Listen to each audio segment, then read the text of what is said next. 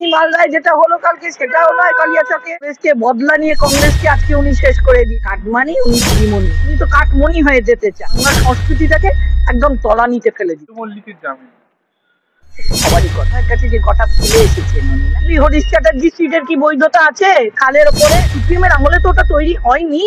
Garden রিচের এত বড় কাণ্ডের পরেও ববি হাকিমের কেন টনক নড়ল না? কাটমানিটা নেওয়ার সুবিধে হবে তাই জন্য উনি শনি রোববার গিয়ে কি বসতেন সেই জায়গায় ওনাকে বসিয়েছি। যেখানে চিত্তরঞ্জন দাসের মতন লোক ছিল সেখানে ওনাকে বসিনি। নেতাজি কোনটা পারেনি?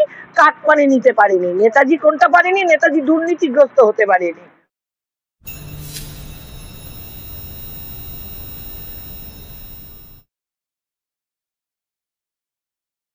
2025-এর শুরুতেই ধামাকা একটা গুলিকাণ্ড, 12 দিনের মাথায় আজকে 15 তারিখ, 14 তারিখে আরো একটা গুলিকাণ্ড মালদায়, তৃণমূলের নেতা খুন।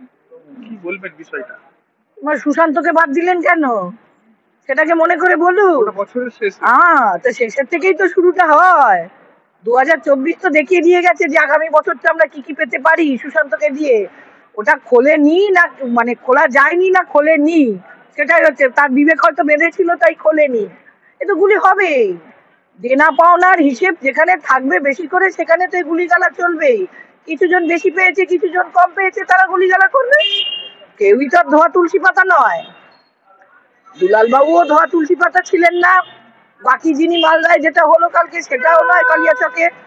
তো এটা তো হতেই থাকবে কারণ আমাদের স্বরাষ্ট্র দপ্তর একদম পুরো ছাইয়েতে ভর্তি হয়ে গেছে।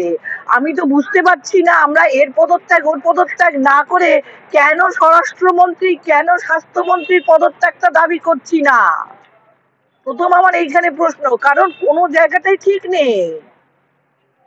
শুধু আমি 14 তলায় শেফ রয়েছি, 30-এর হরিশ চ্যাটার্জিতেও তিনি মানে শেফ নেই বলে উনি 14 তলায় থাকেন আর আলিপুরে কোন একটা বাড়ির মধ্যে থাকেন উনি, আমি শুনেছি, জানি না।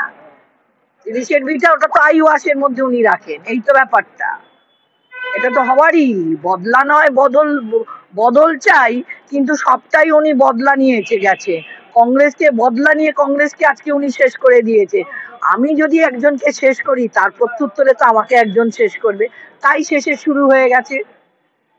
এটাতে তো আর কিছু বলার নেই।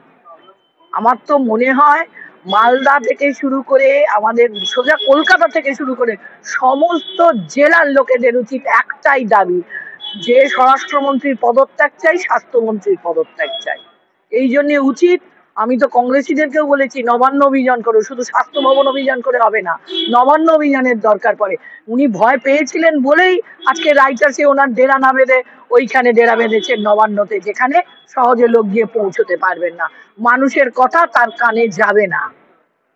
উনি উলঙ্গ রাজার মতন ব্যবহার করছেন ওখানে বসে বসে। রিঙ্গাল ল্যাকটেট যে প্রসূতি মৃত্যুর মূল কারণ একটা সেলাইন, সেটা ব্ল্যাক লিস্টেড কোম্পানি, এবং কর্ণাটক সেই কর্ণাটক সরকার যখন এটা ব্যান করে দিয়েছে তারপরেও এটা কিভাবে কলকাতার বিভিন্ন এবং সারা রাজ্যের বিভিন্ন মেডিকেল কলেজে সব জনে কাটমানি যেখান থেকে বেশি আসবে, উনি তো কাটমানির দিদিমণি, একদিকে কাটমানি উনি দিদিমণি, দুটোতে তো একটু মিল আছে না। উনি মানে উনি তো কাটমণি হয়ে যেতে চান, যার জন্যই এইটা করে। উনি তার পশ্চিমবঙ্গের মুখ্যমন্ত্রী থাকতে চাইছেন না, সঠিক মুখ্যমন্ত্রী থাকতে চাইছেন না, নাহলে তার সঙ্গে নেতাজির তুলনা করে গাধাগুলো, বলুন না এদের কি বলবে। ওরে বাবা, তিনি তো মা শারদাই তো নাকি উনি হয়ে জন্ম হয়ে এসেছেন, জাতিস্বর এসেছেন, ওই জন্য ভুলভাল বিবেকানন্দের উক্তিগুলো বলেন, রামকৃষ্ণের উক্তিগুলো ভুলভাল বলেন। উনি যখন স্টেজে বসে থাকে একজন রবীন্দ্রনাথের বদলে মনে পড়ে রুবি রায় গান গেয়ে যান, সেটাকে উনি বাহবা দেন। এই তো হচ্ছে ওনার অবস্থা। আসলে উনি এইগুলো জেনে বুঝেই করেন, আমি বলবো না যে উনি জানেন না, উনি এটা জেনে বুঝেই করেন, কারণ মানুষের আমাদের যে বাংলা সংস্কৃতিটাকে একদম তলানিতে ফেলে দিতে চান।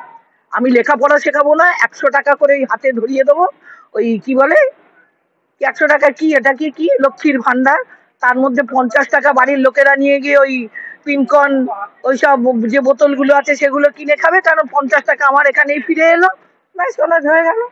এই তো হচ্ছে ওনার স্ট্র্যাটেজি।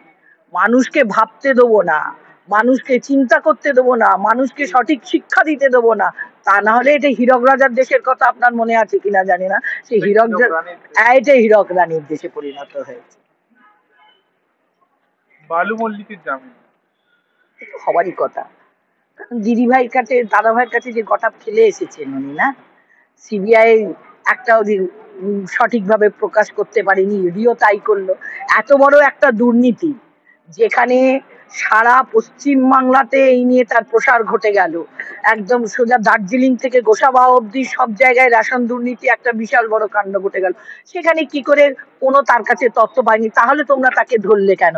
সেই সময়টাই কি বলতে পারি, সেই সময়টাই দিদির কাছে যে কাটমানিটা যেত সেই বালু মল্লিকের ঘর থেকে, সেই কাটমানিটা কম পড়ে গেছিল যার জন্য ওকে জেলে পুরে দেওয়া হয়েছিল, চাপে রাখার চেষ্টা করে তবেই একে দিল, নাহলে তার মন্ত্রিত্ব গেল না কেন?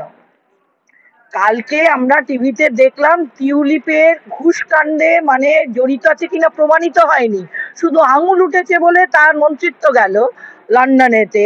সেইখানে এখানে এই মানে এত আজকে 14 মাস জেলে থাকার পরও তার মন্ত্রিত্ব বহাল থাকে, এটা কি করে সম্ভব হয়? এটা পশ্চিমবাংলা বলেই সম্ভব হয়, দিদিমণির ওই হীরক রানীর দেশ।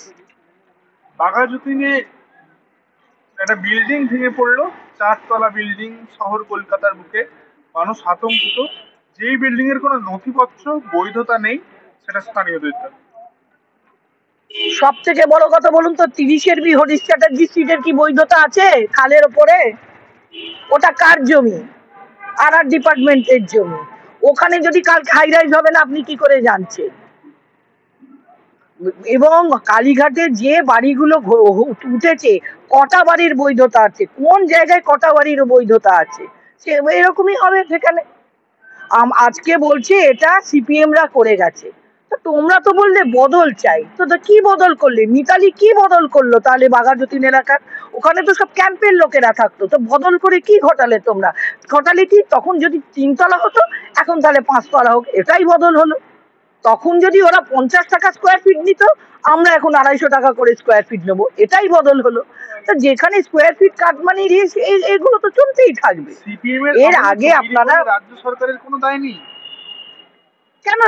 রাজ্য সরকারেরই তো দেয়, সিপিএম এর আমলে তো ওটা তৈরি হয়নি, হয়েছে যদিও হয়ে থাকে, তাহলে আমি যদি বসেছি, আমি কেন তাহলে আমার টাস্কফোর্স থাকবে না? কেন সেগুলোকে আমরা সঠিকভাবে ছানবিন করব না যে কোনটা বেআইনি কোনটা আইনি? তাহলে সেটা এতদিন পর্যন্ত কেন তার উপর কোনো একটা কলম চললো না? আজকে গার্ডেন রিচের এত বড় কাণ্ডের পরেও ববি হাকিমের কেন টনক নড়লো না? এই নিয়ে শুধু একমাত্র কাশীপুর বেলগেছে 135টা বাড়ি নিয়ে এখানে কেস হলো হাইকোর্টেতে, তার কটা বাড়ি ভাঙা হয়েছে? একটা বাড়িতেও হাত লাগেনি, খালি 2টো বাড়ির মাথার ছাদ ভেঙে দিয়ে আসা হয়েছিল, পরে আবার সেই ছাদগুলো হয়ে গেছে। কারণটা কি? কারণ লোক দেখানো। এবং প্রতিটা যে প্রমোটার, সেই প্রমোটাররা তো গিয়ে ওখানকার কাউন্সিলর থেকে এমএলএ থেকে শুরু করে বড় চেয়ারম্যান থেকে শুরু করে প্রত্যেকের পায়ে ভেট দিয়ে আসে, ওর বাঁচতে পারবে না তো। আমরা দেখছিলাম যে ফিরহাদ হাকিম তিনি বিভিন্ন জায়গায় বিতর্কিত মন্তব্য, ধর্মীয় উস্কানিমূলক মন্তব্য করছিলেন, কিন্তু সেই জায়গায় তার যে কাজ সেটাই ভুলে যান। সেটা কি তার নজরে থাকে না? উনি আচ্ছা জিজ্ঞেস করুন, আমি জানি না কর্পোরেশনে কটা দিন উনি গিয়ে বসেন। উনি শনি রোববার গিয়ে বসেন, কারণ শনি রোববার সাধারণ পাবলিক ওখানে আসবে না, প্রমোটারদের যাতায়াতটা ভালো হবে, কাটমানিটা নেওয়ার সুবিধে হবে, তাই জন্য উনি শনি রোববার গিয়ে ওখানে বসেন। উনি কিন্তু সাধারণ দিনে ওখানে আপনি গিয়ে যান, কালকে যান, পাবেন কিনা দেখুন মেয়রকে, পাবেন না। আমরা তো চেয়ারগুলোকে কলুষিত করে ফেলেছি, যেখানে নেতাজি বসতেন সেই জায়গায় ওনাকে বসিয়েছি, যেখানে চিত্তরঞ্জন দাসের মতন লোক ছিল সেখানে ওনাকে বসিয়েছি, মানে আমরা তো আগেই কলুষিত করে ফেলেছি। এর জন্য সারা বঙ্গবাসী দায়ী, শুধু ওনাদের দায়িত্ব দেবো না, বঙ্গবাসী দায়ী যে এমন এমন লোককে এখানে এনে বসিয়েছি, এবং যার জন্যে ওরা পারে নেতাজির সঙ্গে ওনার তুলনা করতে। হ্যাঁ, নেতাজি পারেনি, নেতাজি কোনটা পারেনি? কাটমানি নিতে পারেনি। নেতাজি কোনটা পারেনি? নেতাজি দুর্নীতিগ্রস্ত হতে পারেনি ওনার মতো। নালে এরকম মানে অতি বড় আহাম্মকও যারা লেখাপড়া জানে না তারাও বোধহয় এই তুলনাটা করবে না, ওরা যে তুলনাটা করতে চায়।